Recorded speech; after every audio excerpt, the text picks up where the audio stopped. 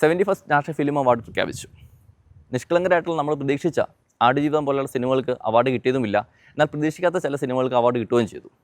ഇത് ആക്ച്വലി ചൂണ്ടിക്കാണിക്കുന്നത് ഇപ്പോഴത്തെ നാഷണൽ ഫിലിം അവാർഡ്സിൻ്റെ ക്രെഡിബിലിറ്റിയെക്കുറിച്ച് തന്നെയാണ്.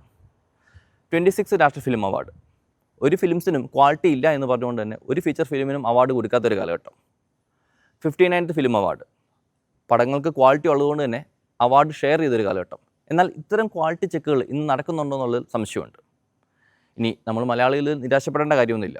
മലയാളം ഫിലിം ഇൻഡസ്ട്രിയുടെ ശക്തി കാണണമെന്നുണ്ടെങ്കിൽ നമുക്കിതിൻ്റെ ഫിലിം അവാർഡ്സിൻ്റെ ഹിസ്റ്ററി തന്നെ നോക്കിയാൽ മതി. നമ്മുടെ തമിഴ്, തെലുങ്ക്, കന്നഡം പോലെയുള്ള ഇൻഡസ്ട്രീസ് മൊത്തം എടുത്ത് നോക്കുകയാണെങ്കിൽ വെറും 10 ഫിലിം അവാർഡ്സ് മാത്രമേ ഫീച്ചർ ഫിലിംസിന് കിട്ടിയിട്ടുള്ളൂ. എന്നാൽ മലയാളം ഒറ്റയ്ക്ക് തന്നെ 13ഓളം ഫീച്ചർ ഫിലിം അവാർഡുകൾ മേടിച്ചിട്ടുണ്ട്. ഇനി ഡയറക്ടേഴ്സിൻ്റെ എണ്ണമോ ആക്ടേഴ്സിൻ്റെ എണ്ണമോ ആക്ട്രസുകളുടെ അവാർഡുകളുടെ എണ്ണമോ നോക്കുകയാണെങ്കിൽ മലയാളം ഒട്ടും പുറകിലല്ല. ഇതിലേറ്റവും ശ്രദ്ധിക്കേണ്ട കാര്യം എന്താണെന്ന് വെച്ചാൽ മലയാളം കമ്പാരിറ്റീവ്ലി കുറവ് ഫിലിംസ് മാത്രമേ റിലീസ് ചെയ്യുന്നുള്ളൂ. ഇനി ശരിക്കും പറഞ്ഞാൽ അവാർഡുകളിലോ ജൂറി പരാമർശങ്ങളിലോ ഒന്നുമല്ല കാര്യമിരിക്കുന്നത്. പകരം അത് ജനപിന്തുണ നേടുന്നുണ്ടോ എന്നുള്ളതാണ് ആക്ച്വലി മാറ്റർ ചെയ്യുന്നത്. Thank you.